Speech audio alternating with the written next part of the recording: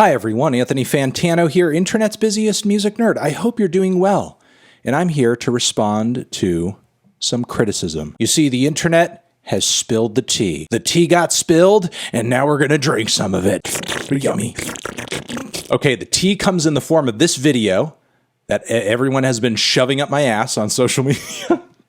Let's take a look at it and see what all the hubbub's about. Also on top of it, the Lil Wayne feature on the song Poison is one of his worst that he's had this year.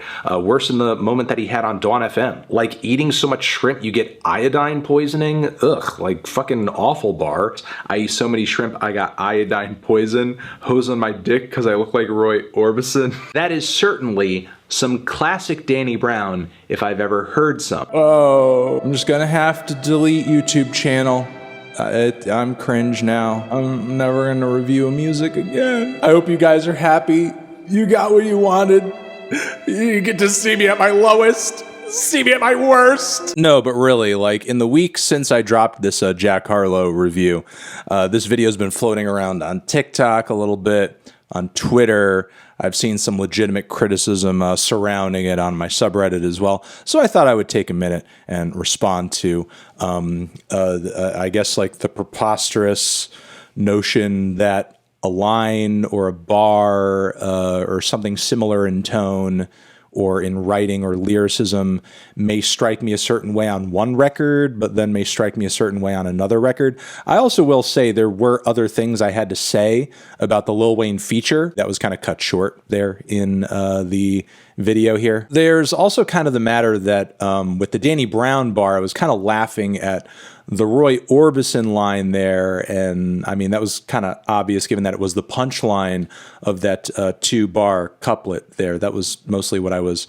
reacting to. But again, you know, the iodine line and the rest of that verse that I kind of cited on screen does fit into the grossness and general extremity that you get from Danny Brown's writing typically. Whereas, like, do I enjoy that bar as much in the middle of a slick little Jack Harlow pop rap song with on top of it one of the worst vocal performances and use of autotune that I've heard on a rap record this year? Not really. And I've pretty much spoken to this issue before when comparing the creative rubric generally of different rappers in terms of like the messaging and the story and the types of writing that you may catch on their records. Actually using Danny Brown as an example, if I remember correctly, even using him as like a point of comparison against someone like Drake, saying that there are lines that, you know, Champagne Papi could put out there that may go down better as like a Danny Brown line or vice versa, given that Danny Brown's freak status, his comedic timing, and just kind of the lewdness that he usually writes with,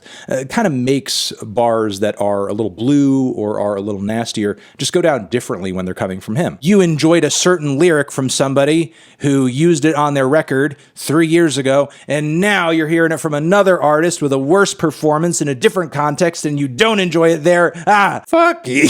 Not to those who are looking at this video and having, you know, legitimate questions past seeing it, but, you know, more the everybody else who hated me before they saw this video anyway and are sort of like looking at this like preying on my downfall, which according to the boy Drake does not make you religious. It's actually one of my favorite Drake lines of all time. Guys, this isn't really a novel concept here. Like certain bars and rhymes get reused or recycled or accidentally like rewritten by other artists all the fucking time. Like, how many times since MF Doom have we heard bars about saving the game like a memory card? Loads of times. And are you telling me that because I heard MF Doom do it and I enjoyed it in that context that I have to enjoy that bar every fucking time that I hear it in the future and it's repeated by some other motherfucker? Of course, not every single one of those memory card lines that you may catch on a record are aware of the original Victor Vaughn line. I mean, it is a cool line, but the idea of saving the game like a memory card, it doesn't exactly require a galaxy brain to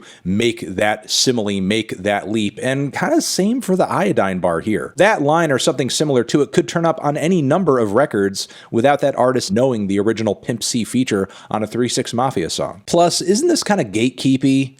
And doesn't viewing every single line that could be similar to another line on a past record as a reference of some sort that we all have to know and understand and get and point out sort of suck the fun out of music? And I'm the opinion review guy who's allegedly sucking all the fun out of music. You know, I'm a critic and I'm going to be criticized, so it comes with the territory, I suppose. And of course, there's always room to do better. It would have been nice to pick up on that reference in the moment, and for sure when it comes up in the future, I'll know it. But from here on out, am I going to continue to get every reference forever until the end of time in every lyric or musical element in every album that I hear? No, probably not. No, that would be impossible.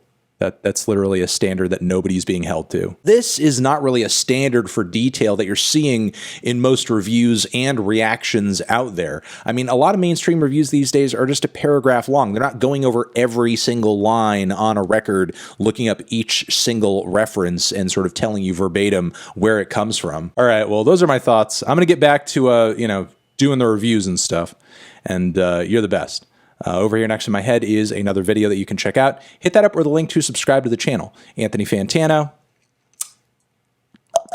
Iodine poisoning. Forever.